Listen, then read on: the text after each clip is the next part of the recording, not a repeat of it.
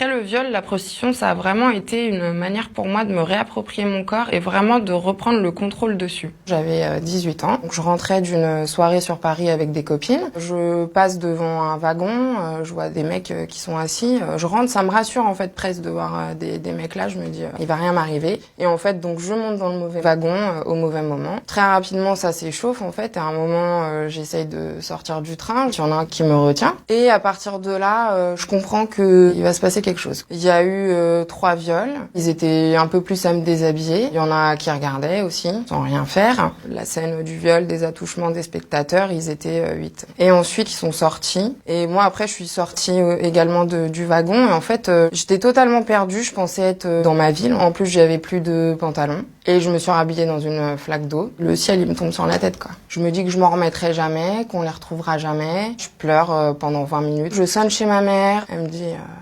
tu t'es fait agresser dans le train. Je pleure. Et elle me dit, tu t'es fait violer dans le train. Et je pleure de plus belle. Elle me dit, on va porter plainte tout de suite. Tu prends pas ta douche. Si tu veux, tu changes tes habits. Et je lui dis, non, maman, s'il te plaît. J'avais vraiment qu'une envie, c'était de prendre une douche et de dormir et de jamais me réveiller, quoi. Qu'on me laisse tranquille. Et elle m'a emmenée tout de suite au commissariat de Poissy. On a porté plainte immédiatement. C'est la première chose à faire quand tu viens d'être violée. Et parce que les preuves, en fait, elles sont sur notre corps. C'est le premier pas pour exorciser un peu le mal qu'on vient de nous faire, quoi.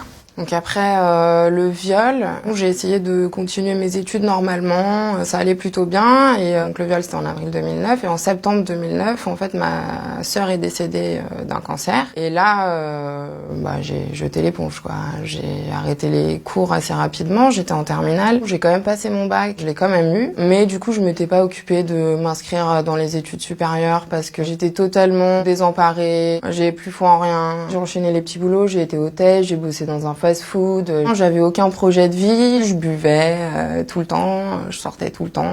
J'étais rongée par ça parce que j'ai pas été voir de psy tout de suite après le viol. J'ai commencé une thérapie seulement en 2016. Ma psy elle m'a fait avancer en 1 an et demi, mais comme jamais j'ai avancé en 8 ans toute seule quoi. Même si j'aurais des séquelles toute ma vie. Donc en mars 2011, il y a eu effectivement un procès pour juger cette affaire. Encore une fois, faut tout revivre. T'es en face de tes violeurs. Moi qui sois condamnée, ça m'a fait beaucoup de bien. Déjà, en fait, c'est vraiment officiellement t'es victime de viol. Ça te permet vraiment, effectivement, de mettre un point d'honneur à la reconstruction. Après mon bac, mon rapport à mon corps, il était vraiment particulier, en fait. On n'a plus du tout de valeur de son corps. On a été mise 6 pieds sous terre. On a été traité comme de la merde. Donc, on se considère comme de la merde, en fait. J'étais pas du tout à l'aise dans ma sexualité.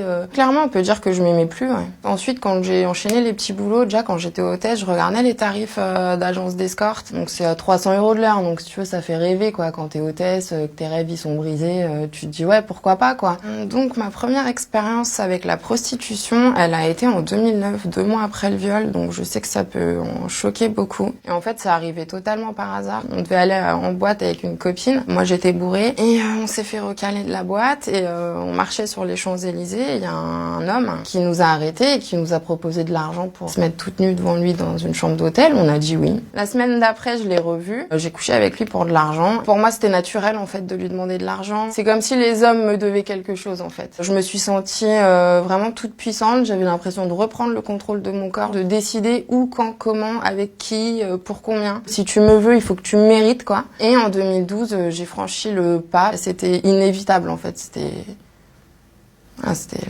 ma fatalité, en fait. Ça peut paraître fou, complètement cinglé. Pour moi, ça a été une étape dans ma reconstruction. Donc, mon quotidien de pute, tu te réveilles, tu mets ta lingerie, tes porte-jartelles, puis tu prends ton taxi pour aller chez ton client et tu demandes l'argent. Et après, tu discutes avec lui, puis tu couches avec lui s'il en a envie. Il y en a avec qui tu couches pas. Et voilà, après, tu rentres chez toi et tu retires tes habits d'escorte et tu te mets dans ton canapé devant Game of Thrones. Et voilà, après, tu culpabilises un peu par rapport à ta famille aussi. Tu bois du champagne, tu prends de la coke aussi. C'est vrai que c'était agréable, en fait, aussi de passer du temps avec des hommes, tu vois, qui te respectent. Alors ouais, le mec, bien sûr, il est là aussi pour ton sexe. Mais je veux dire, il sait que à tout moment, tu peux arrêter le rendez-vous. Il te traite presque, on va dire, comme une princesse. Ça fait cliché de dire ça, mais ça m'a permis de me sentir femme. Qu'est-ce que c'est être femme qui est traitée correctement par un homme, quoi. Ça m'a apporté de la confiance en moi, une reprise de mon corps. Ça m'a permis aussi d'être super à l'aise dans ma sexualité, tu vois, de voir ce que j'aimais, ce que j'aimais pas. Le plus dur dans ce métier, c'est de supporter la souffrance et le besoin affectif, je pense, des hommes. Ce mal-être mal-être chez les clients qui me renvoyaient en fait à mon propre mal-être. C'est pas de se déshabiller et de louer son corps parce que pour moi c'était qu'une formalité donc je m'en foutais. À l'époque où j'étais prostituée, non, j'étais incapable d'aimer parce que je m'aimais pas. Donc comment veux-tu aimer quelqu'un si déjà tu t'aimes pas toi-même? C'est pas possible. Une des raisons qui m'a fait arrêter la prostitution, c'était aussi ma famille. J'avais l'impression surtout en fait de décevoir ma famille et de pas être à la hauteur en fait de leurs espérances parce que qui rêve que sa fille ou sa sœur devienne prostituée? Personne. Moi mon rêve quand j'étais petite c'était d'être égyptologue. Donc c'est surtout ça qui a été aussi difficile, c'est de voir le décalage entre ce que ma famille attendait de moi et ce que j'étais à ce moment-là en fait. Je ressentais le besoin d'arrêter, je sentais que j'arrivais à la fin de quelque chose, que j'en avais plus besoin. J'ai arrêté en 2013 la prostitution. J'ai fini d'écrire mon livre et aujourd'hui j'ai une vie simple. J'ai décidé de prendre le temps pour moi. Je sors pas beaucoup, je bois plus déjà et ça me convient totalement. Je me suis retrouvée, je suis celle que j'étais avant le viol en fait, sans tout à fait l'être et ça fait vraiment du bien. Après c'est pas facile d'être positif tous les jours mais il faut s'efforcer. On se dit toujours qu'on s'en remettra jamais, c'est mieux de se foutre une balle dans la tête. Moi j'ai pensé à ça tout de suite. Moi je pars du principe dans la vie qu'on peut se remettre de tout. Pour moi la prostitution ça a vraiment été une étape cruciale dans ma reconstruction mais je veux vraiment pas du tout affirmer que ça allait pour tout le monde en fait. C'est juste mon expérience personnelle à moi. C'est pas du tout quelque chose que j'irais conseiller en fait aux femmes violées, loin de là quoi.